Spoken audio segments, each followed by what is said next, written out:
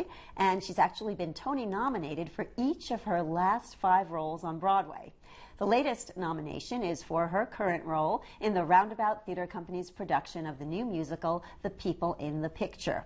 This is a show which travels back and forth in time from Poland in the 1930s and 40s to New York City circa the 1970s. I recently got the chance to chat with Murphy about her performance, which takes her on an emotional journey from a life in the Yiddish theater in war-torn Poland to a life as a bubby or grandmother in New York. Brennt de Feuer und in Stubis heiß und der Rebel mit kleine Kinderlach de Malef Bey. Perfect daughters, perfect mothers, ah, doesn't that sound good? I wish I'd had one, I wish I'd been one, but mothers who smile all the time must be made out of wood.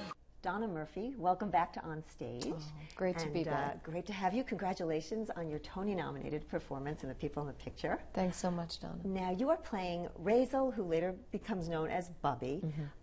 She is, when the show starts out, it's the 1930s. She's a Yiddish theater troupe member in Poland who eventually survives the Holocaust and does end up in New York. And we see her in New York in the 70s, where she's now a grandmother and she lives with her daughter and her granddaughter. Right.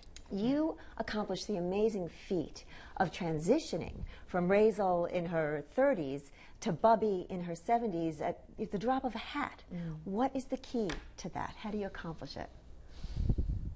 You know, it's something that when I first read the script, I thought, well, I can't imagine how you would do this. And I even wondered whether they would have 2 actresses who kind of shadowed each other, a younger and older. Because you don't walk off stage and then come back on as the younger. I mean, occasionally, but it's very rare, and most of those transitions happen on stage.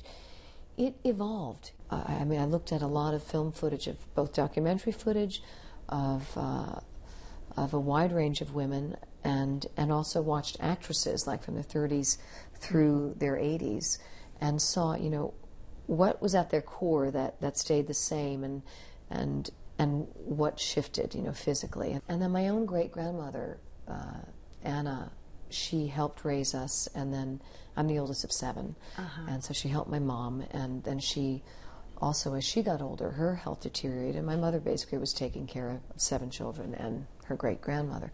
And actually, a lot of my stance comes from Anna.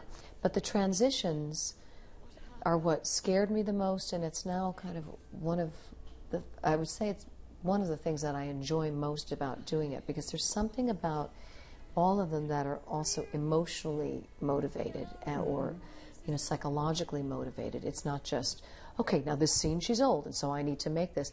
So finding that flow and finding the moments that where they're sort of not quite, where both are present, has been really interesting and unlike anything I've ever done before. Well, this may key into my next question, which is, the last time you were on Broadway was 4 years ago in Love Music. Right.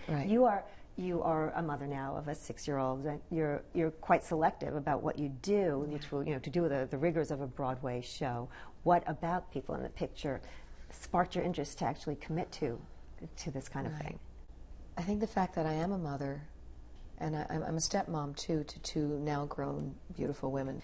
But, you know, with my little one, who's now 6, my own interest in my past, and I adopted my daughter. So she has our family history and her birth family history, which is from another culture. And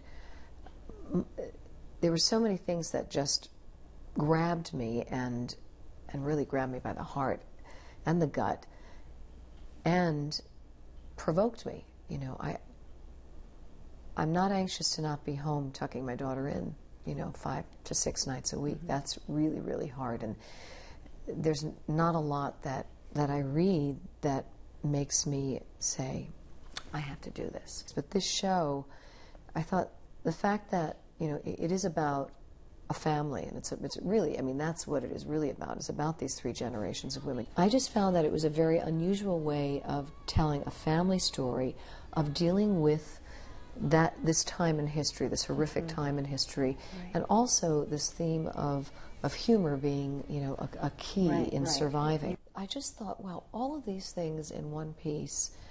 I don't know how it's going to come out, but I felt so drawn to the potential of it, and the potential for it to speak to a wide range of people. And it scared me a little bit, and that's always seductive to me.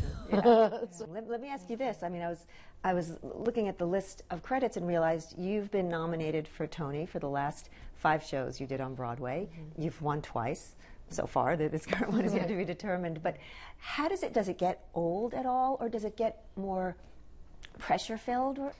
There's nothing quite like that first time, because also I was doing a show, Passion, that I loved, and I couldn't believe I actually was having that opportunity to play a role like that.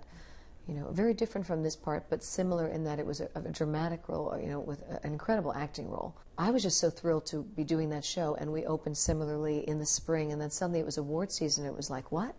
There are, like, nominations, and I wasn't prepared for that at all. So it just kind of took me on this crazy ride that was incredibly exciting and joyful and meaningful and surreal. It never gets old. It's just different, but you know what?